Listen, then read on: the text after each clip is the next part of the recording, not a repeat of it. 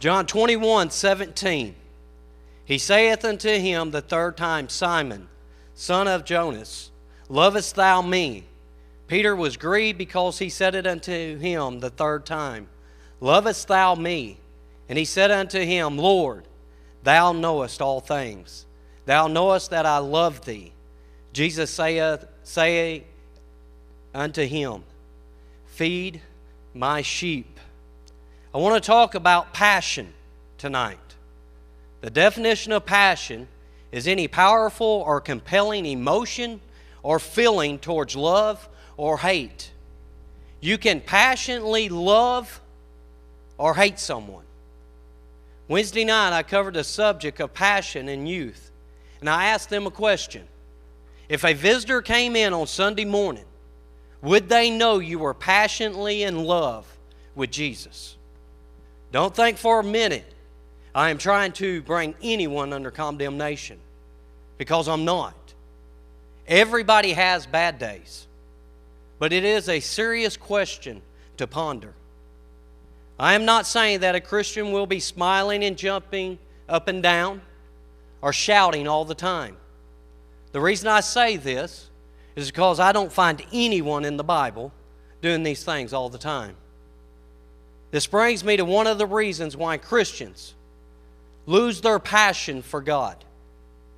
They think they know how to get God's promises on their own effort instead of waiting for God to deliver on His promises in His own time. Take Abraham and Sarah, for example. They were promised a child by God, and they were so passionate about this promise that they went ahead of Him. And they brought Sarah's handmaiden Hagar into their situation. Sarah asked Hagar to sleep with Abraham, and here came Ishmael. Then Sarah became jealous of Hagar and Ishmael and had Abraham send both of them down the road. Now notice, Hagar and Ishmael were the innocent ones here, and the godly people were the ones in the wrong. This is a perfect example of a child of God being passionately wrong about the promises of God. If you have watched the news lately, then you've seen a lot of passionate people. Some of these people were passionately hating on President Trump, but not just on him, but anyone who voted for him. How many of you lost friends on Facebook before the election, then after the election? Can you think of a place tonight that you would find passionate people? It'd be the Super Bowl. But before we go there, I want you to think about some fans who are passionate about their team, but they didn't make it to the Super Bowl. The Cleveland Brown fans, they won one game this season. And they've only made it to the playoffs once in 17 years. What do you think their true fans are saying about their team right now?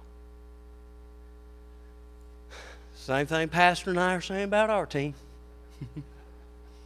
Maybe next year. None of these teams accomplished what their fans wanted them to accomplish, but they're still fans. When the Steelers take the field next year, I'll still be waving my terrible towel.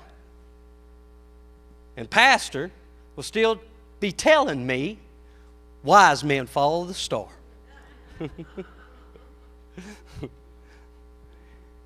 You know, not everyone watching this game has the same kind of passion as a true fan. The reason I bring this up is because of something I saw on social media. It showed that only 10% of the people who are rooting for the Falcons are true fans. The other 90% are fair weather fans who don't want the Patriots to win. I know who makes 1% of that. It'd be this guy. I want the Falcons to win because Patriots beat my Steelers. It is estimated that over 114 million people in the United States are watching the Super Bowl tonight. Many of these people are watching this game from the comfort of their home. How many spouses are being told right now, if you touch that remote while I go to the bathroom, then there's going to be a fight? Being passionate about things can involve physical harm to you or someone else. I was actually kicked out of a Super Bowl party back in 1995 before the game was over. Now remember that, before the game was over. This is the year the Cowboys beat the Steelers.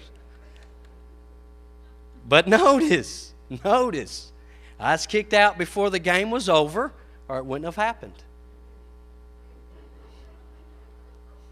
And I'm sticking to it. It would not be a stretch to say that millions of prayers are being sent up right now. I don't figure we're going to hear a lot of people say, Lord, not my will, but your will be done. Instead, I would bet a lot of selfish prayers are going up. Lord, if you just let the Falcons beat the Patriots, then I'd be the first one at the church house on Wednesday night. Lord, I'll pay my tithes with the winnings. Just make him fumble that ball. You know, we laugh at these prayers, but how many selfish prayers have been prayed in the church house? Lord, I will serve you. You just send me that boyfriend or girlfriend. The friend didn't come. Now you find that person not attending church anymore. If I get that job or get that promotion, then I'll serve you with all my heart. It didn't happen. And now they are out of church. You know, Jesus had some fair weather fans around him when he walked on this earth. We read in John chapter 6 that many walked away from him. Why? Because he wasn't what they wanted him to be. And he wasn't doing the things they thought he should be doing. A true fan is a person who sticks by their team during a losing season and a winning season. A true follower of Christ will follow him in the good days and the bad days. I want you to think about something. How many of the football players tonight that are playing would do what their fans do in the stands while they're supporting that team? Like not wear a shirt when it's 20 degrees. Paint their bodies up, their faces with the team colors, and root them on, even though the scoreboard says they're behind. Have you ever thought how many players would do what their fans do? Passionate fans are a great thing to have because it can motivate a team. A true fan doesn't care if everyone around them are rooting for the other team. They're going to root their team right on. Saw a post on Facebook the other night where a pastor was asking this question. Should I cancel service on Sunday night because of the Super Bowl? The last time I looked at this post, it had over 100 comments that range from, that's a good thing, to, you need Jesus. Some of the comments were very harsh at this pastor for even asking this question. And some of them made a whole lot of sense. Several churches have opened their doors tonight so people can watch the game. I'm not coming against them for doing this because I believe the church needs to do outreaches because Jesus was known to do outreaches. Jesus did an outreach at lunchtime. You remember it? And a multitude showed up.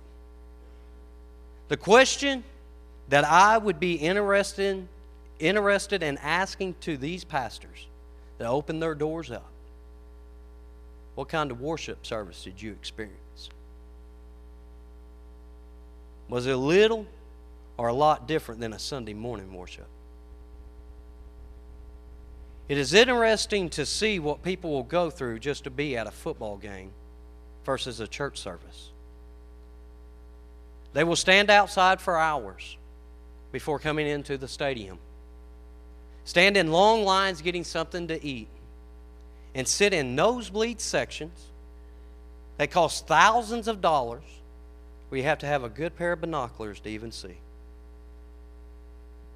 There is a slight chance that some of these fans will meet one of these football players face to face. A slight chance. But for them to have a personal relationship with that player, that percentage goes almost out of sight. The point I'm trying to make is, these people have great passion for the game, and they show it by their actions. It would take an act of God tonight for millions of people not to watch this game. But these aren't the only people showing passion for the game.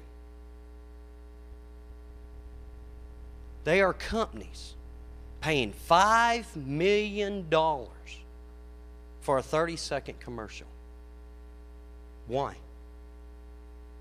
Because they are passionate about making money. A lot of things are being done by a lot of different people to make this the greatest Super Bowl ever. But do they realize one thing? It's just a game. How many people have this same passion for God? I'm afraid many people are feeling like they're in a losing season with God. And they have noticed their passion is not where it once was with God. These people still come to church, and they'll tell you they want to go to heaven, and they love the Lord. But the passion's not there anymore. You know, I feel bad for these people, because some of them have been told things that have taken their passion away. Somebody may have told them, your blessing is on the way, but they've never received it. They may have been told, your daughter won't die, but she died. Yes, our family went through that season. They may have been told, your future spouse is right around the corner, but you haven't been introduced to them yet. Someone may have told them, your marriage will be restored, and they've experienced a nasty divorce. Someone may have told a person she would have a baby, but years later she finds herself without a baby. One thing I have personally heard people tell other people that has taken their passion away is this: you are healed, or your healing is on the way. Today, these people find themselves dealing with the hardest battle just to get out of bed in the mornings. Their health problems have taken a toll on them, and they think the Lord doesn't love them, or they would not be in this shape. Let me ask you a question. Do these stories hit close to home? Because I'll be honest with you, these stories shake the ground I walk on. Just this week, I talked with a lady who has been affected by people telling her, God will give you what you ask for, and all you have to do is be faithful to Him. Here's our conversation that I had with this lady. I dialed her number and she answered. It was hard to understand her because she has a disease that has affected her speech. Actually, she has several diseases affecting many parts of her body. I said, "Hello, I'm calling you because someone is worried about you and thought I could help." She responded by saying, "Who are you?" I said, "I'm Joe Kelley from Harvest Time Assembly of God in Murfreesboro." She responded by saying, "God has left me." I replied, "I heard you know a lot about the Word of God because you've served Him for multiple years." And I said, "You know that's not true." She said, "I have served Him faithfully for years and tried to do everything He's asked me to do. And now this is how He's repaid me." She informed me that her life was a living hell. She told me that she was not able to take care of herself anymore and was unable to go anywhere without someone taking her. I told her again, the Lord has not left you, and He loves you. And I told her, our reward is on the other side of this life, and it's not here. And the only one that's going to gain that are the ones that keep going, no matter what happens. She started crying and screaming and said, "He has left me," and hung up. You know, we all better be careful when we start telling people they can get their rewards on this side of heaven. Because we might find ourselves guilty of turning people against God when you see Him face to face. A lot of people are feeling they are in a losing season serving God right now. And they could never imagine themselves making it to a Super Bowl. Because they can't even seem to win one game. You know, my heart goes out to these people. Because they've been told their Super Bowl will take place on this earth, which is a lie. The Super Bowl for a child of God doesn't happen on this earth. It happens after they leave this earth. Her Troy Aikman, who was the #1 overall draft pick in 1989 and played 12 seasons for the Dallas Cowboys, tell about a moment that really overwhelmed him in his career. It happened in 1992, before the Super Bowl ever started. It happened during the player introductions. He said his adrenaline went from 0 to 100 because when they called his name, the fans went nuts. Started clapping and shouting. Now imagine. He talks about that overwhelming. Now imagine you walk to the gates of heaven and the King of Kings and the Lord of Lords introduces you to the millions that are already sitting in heaven waiting on us to get there. I think it's going to be a little bit overwhelming. I think this won't even compare 1% to what's going to happen to a child of God.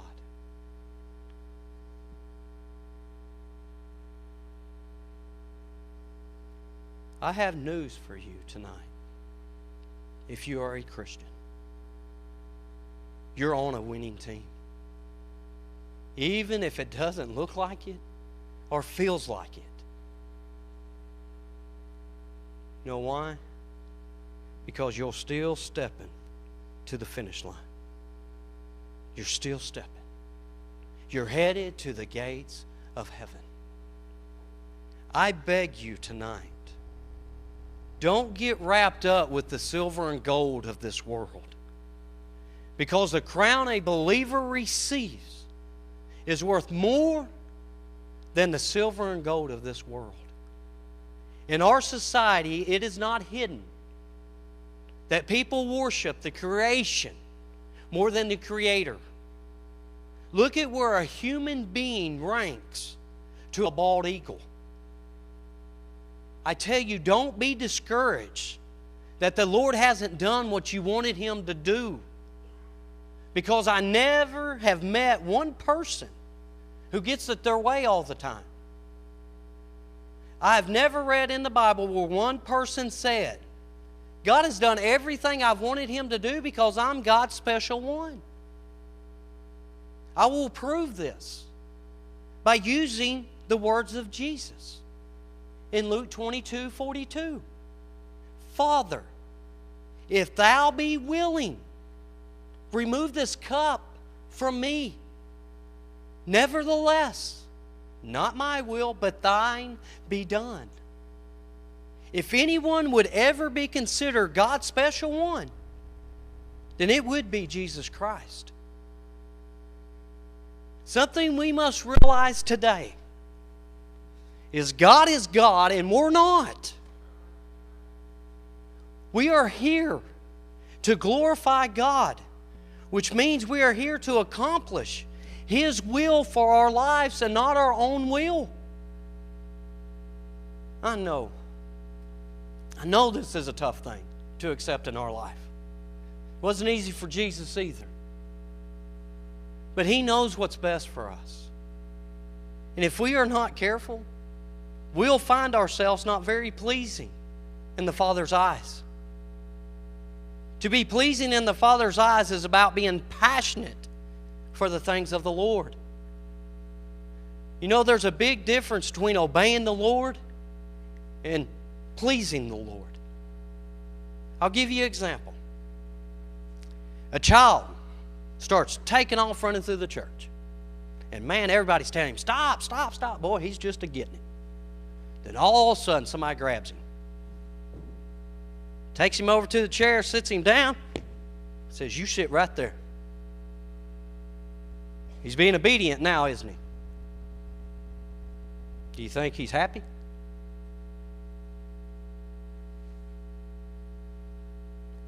Think about coming to church.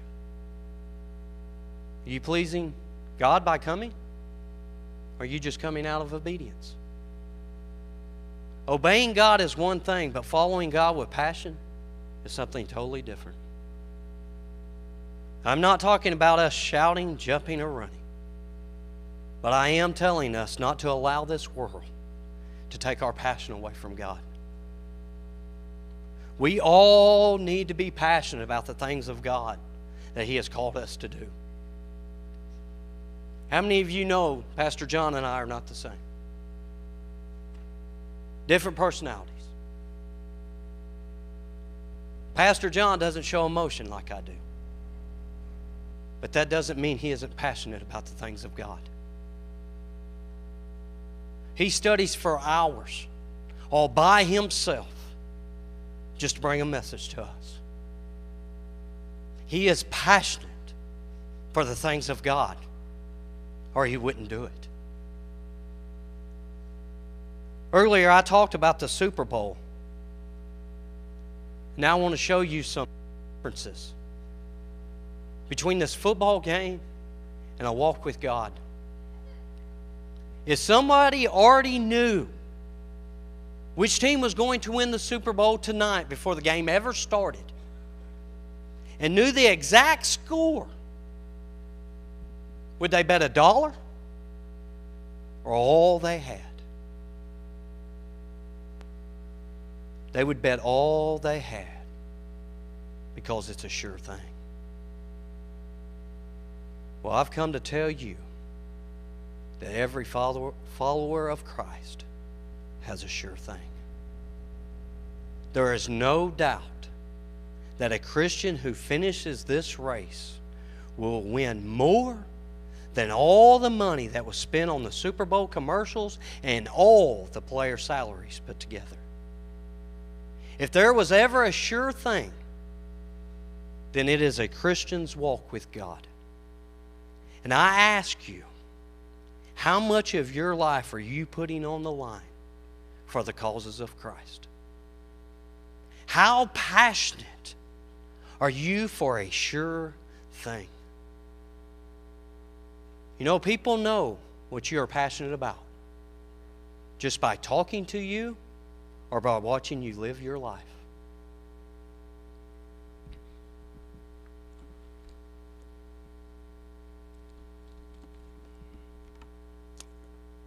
I used to be very passionate about some things. Very, very passionate. Played golf 389 days in a row. I gambled every Wednesday night. I hunted for 30 days straight, never showed up to work. And I have nothing to show for any of these things but a whole lot of wasted time and heartache. I've asked myself a question many times since I came to the Lord. Am I as passionate about God things as I was for the world things? You know, it is a tough question to ask. And it is scary to think that when I stand in front of Jesus, that there's a chance He will say, I was more passionate for the world than His world. I don't just want to become somebody known to be obedient to the things of God, but I want to be known as someone who is passionately in love with Jesus. I used to walk in Walmart and people scattered because they knew I was going to talk about Jesus. I walk into Walmart today and they don't scatter because they know something.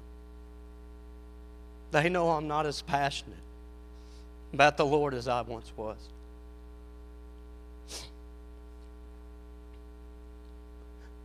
The Word of God speaks of a time when things are going to get worse and there'll be a great falling away. This scares me because I know my passion is not where it once was. And if something doesn't change, I may find myself in that number. I received a message yesterday that another pastor has stepped down because he had lost his passion. Don't think anyone is exempt from losing their passion. If people can be so passionate about a football game tonight, then I don't see any reason why we can't be passionate about God things that last for eternity. In a couple hours, the Super Bowl will be over, and the winning team will receive a trophy. They will celebrate through the night and probably have a parade through their hometown. The trophy the team receives will be put in a showcase for other people to look at, and all the players will get a ring. But 10 years from now, it's just a memory. There'll be a new champion. New people playing. I ask you tonight to allow the Lord to light your fire again and build your passion towards Him like it's never burned before.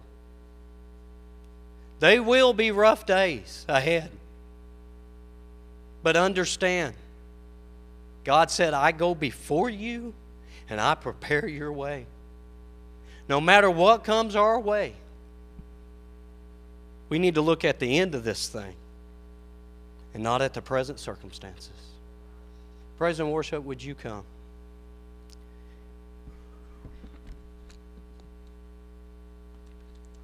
You know, the devil would love for us just to come to church and go home and continue to lose our passion for God, because he knows If we keep going that way, there's a good chance we will not make it. I'm asking God to wake us up before it's too late. And I can tell you, what God's done in my life, I owe Him my allegiance. I owe Him everything. I ask you tonight to come down and say, Lord, burn inside me again.